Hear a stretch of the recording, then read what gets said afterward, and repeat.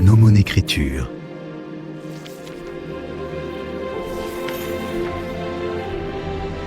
Libérez votre imaginaire. Chers nomonautes, internautes et flâneurs occasionnels, bonjour, bienvenue et merci à ceux qui reviennent pour la seconde fois, je suis très touché. Ceux qui passent ici par hasard, je vous conseille plutôt de commencer par le cours numéro 1, ça vous permettra de vous familiariser avec ce que je propose et puis de faire un petit peu connaissance et puis vous reviendrez sur la deuxième vidéo ensuite, une fois que vous aurez vu la première. Pour ce deuxième cours, nous allons entrer tout de suite dans le vif du sujet et se demander qui écrit l'histoire. Quel est le point de vue de l'histoire que je veux raconter? Est-ce le point de vue du narrateur? Est-ce le point de vue d'un des personnages ou de plusieurs personnages? Nous allons voir ensemble après le générique.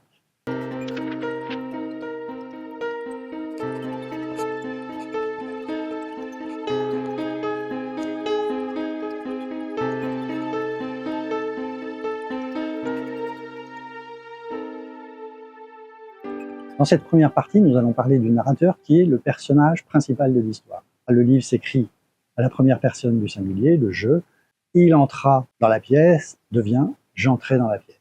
Émotionnellement, le lecteur est tout de suite très connecté avec le personnage principal. Il y a un très grand écrivain de fantastique, je vais dire, qui utilise beaucoup la première personne, qui est Richard Matheson, et tous ses livres sont émotionnellement très forts. Après, bien évidemment, le personnage principal, lui, ne connaît pas ce qui va lui arriver. Il vit l'action seconde après seconde, comme nous dans la vie. L'écrivain peut tricher un petit peu avec ça, puisque son personnage principal ne peut pas connaître tous les tenants et les aboutissants de son histoire. L'écrivain peut manipuler un peu l'action et le lecteur. Un exemple extraordinaire de la manière de manipuler le lecteur, c'est le meurtre de Roger Ackroyd par Agatha Christie, qui fait parler son personnage principal et qui nous emmène dans une fausse piste totale. Et ceux qui n'ont pas lu, je vous le conseille, c'est une pure merveille de malice et de manigance. Excellent livre d'Agatha Christie.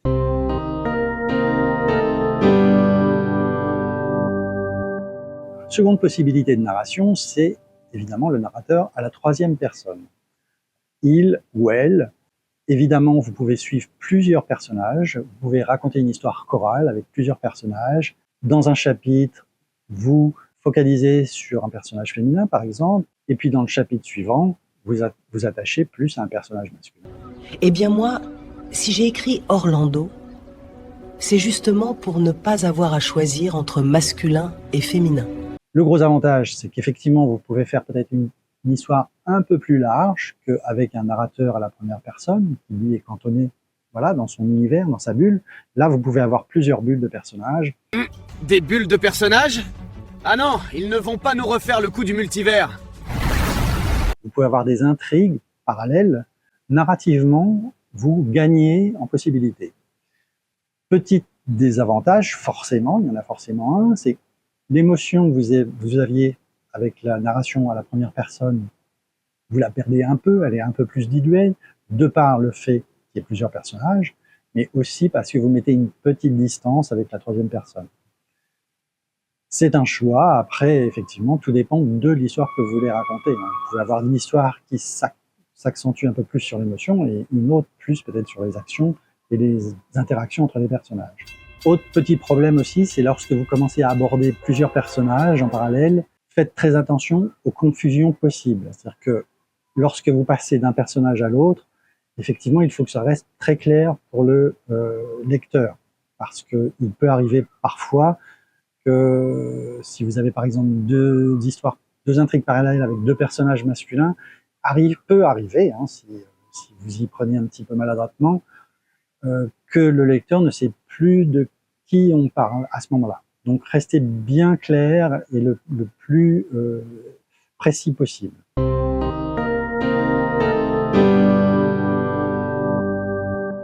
Maintenant, nous avons la troisième possibilité de narration qui est le point de vue omniscient. C'est-à-dire que cette fois, l'écrivain est Dieu. Il connaît absolument toute son histoire, tous ses personnages, sait absolument tout ce qui va leur arriver.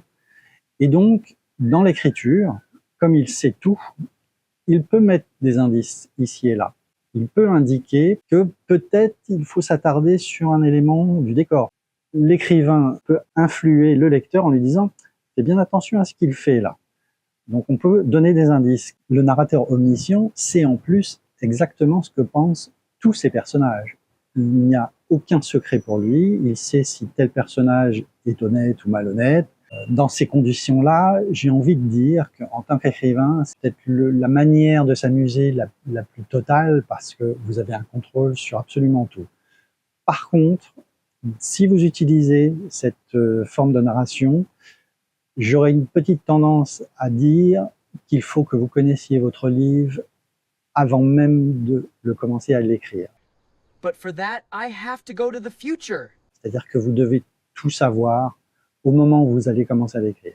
Vous devez connaître extrêmement bien vos personnages, vous devez connaître l'intrigue, vous devez connaître le début, le milieu, la fin. Alors vous pouvez, en cours d'écriture, changer de choses par-ci par-là, mais la vision omnisciente de ce type de narration exige forcément que vous connaissiez votre histoire de bout en bout. I too know the beginning, the middle and the end. Autant la narration à la première personne, j'ai envie de dire, vous pouvez vous lancer. Vous pouvez très bien vous lancer sans connaître la fin, puisque c'est le personnage qui va vous mener, et vous allez découvrir ce qui lui arrive en même temps.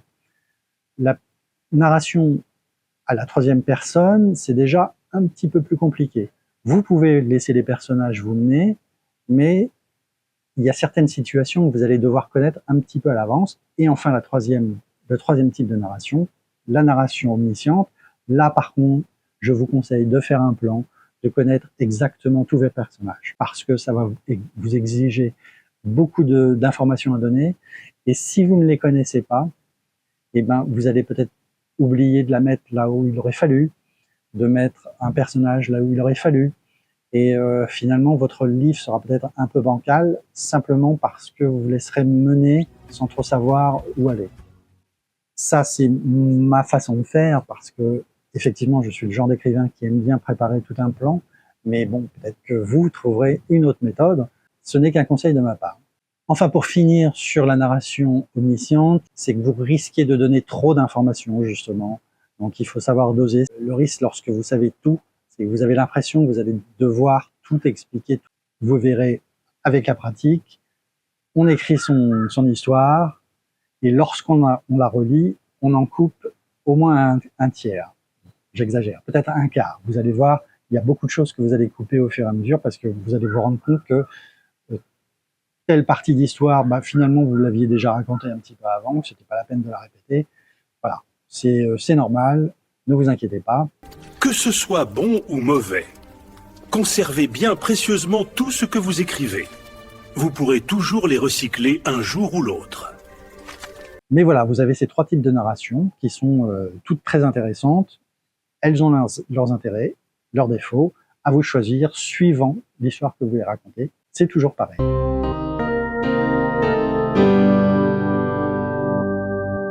Deuxième partie de cette vidéo, comment choisir son point de vue? Est-ce que je choisis la narration à la première personne, la narration à la troisième personne ou la narration omnisciente? Mais qu'est-ce que j'en sais, moi? J'arrive déjà pas à m'y retrouver dans les boîtes de céréales.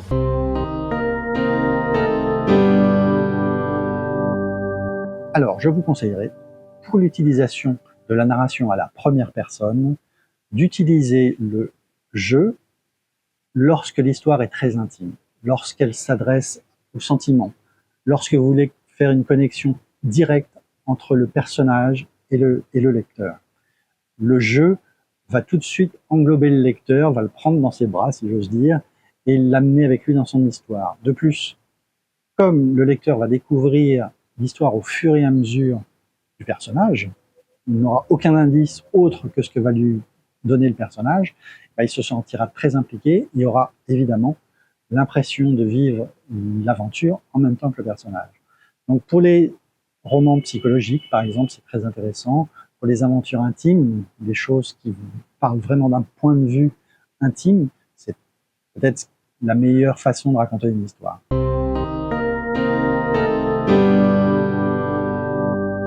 En ce qui concerne la narration à la troisième personne, c'est un peu plus large. C'est toujours très utile d'utiliser la troisième personne lorsque peut-être vous voulez raconter une aventure un peu plus légère, une aventure qui englobe plusieurs personnages. C'est très bien pour les contes, les romans de fantasy par exemple. Si vous avez un groupe de héros qui traverse un désert et à qui il arrive plein d'aventures, et ben oui, la narration à la troisième personne est peut-être ce qu'il y a de plus facile, de plus aisé. Ça va vous permettre de passer d'un personnage à l'autre, de raconter un point de vue par rapport à un autre. Voilà, ça vous donne une plus grande latitude, c'est très intéressant. Et je dirais que oui, pour les romans d'aventure, les romans fantastiques, c'est très intéressant. C'était vraiment très intéressant.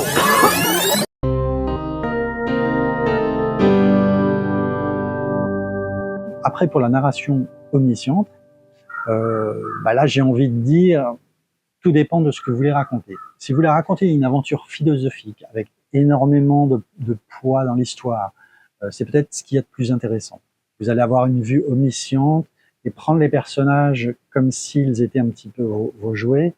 Et pour les grandes aventures épiques, c'est toujours extrêmement bien parce qu'on sort du cadre de la normalité et ça vous permet un petit peu de jouer un peu avec tous les personnages. C'est peut-être le meilleur moyen d'utiliser la narration omnisciente.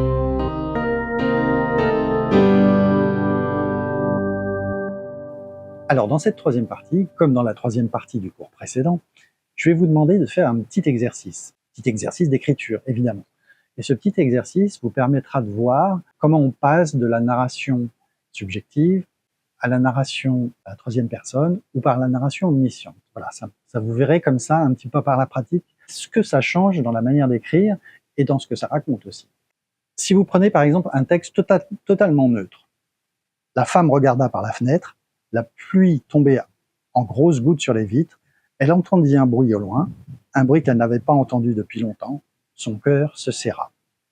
La mission que je vous donne pour cet exercice,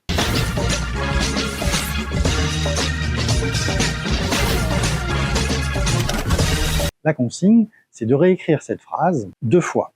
La première fois à la première personne, avec le je, et la seconde fois du point de vue omniscient. Pour le point de vue omniscient, vous pouvez ajouter 1 ou 2 phrases qui révéleraient une information que le personnage ne connaît pas encore. Puisque vous êtes omniscient, puisque vous êtes le dieu de cette histoire, vous pouvez donner des indices que le personnage ne connaît pas. Donc essayez ces deux façons de faire. S'il vous plaît, dans les commentaires, dites-moi ce que vous en avez ressorti.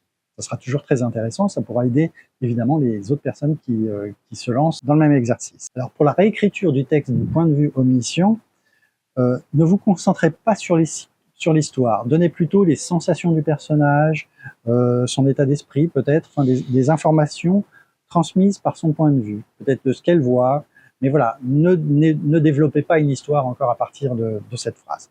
Donc je vous rappelle la phrase, pour ceux qui veulent la noter.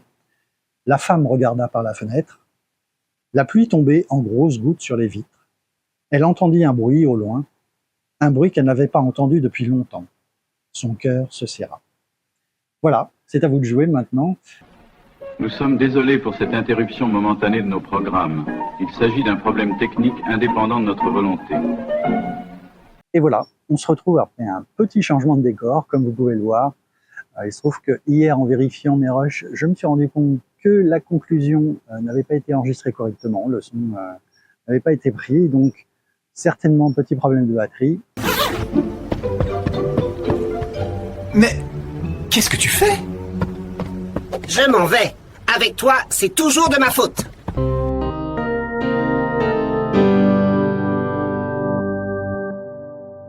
Pour faire une petite synthèse du cours que nous venons de voir, je vous dirais qu'il faut que vous choisissiez bien la lentille à travers laquelle le lecteur suivra votre histoire.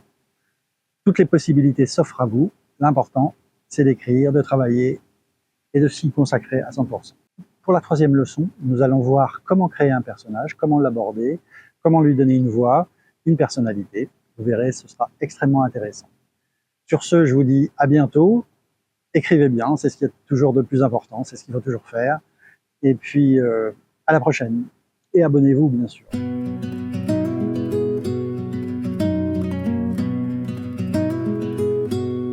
There's no joy in my heart.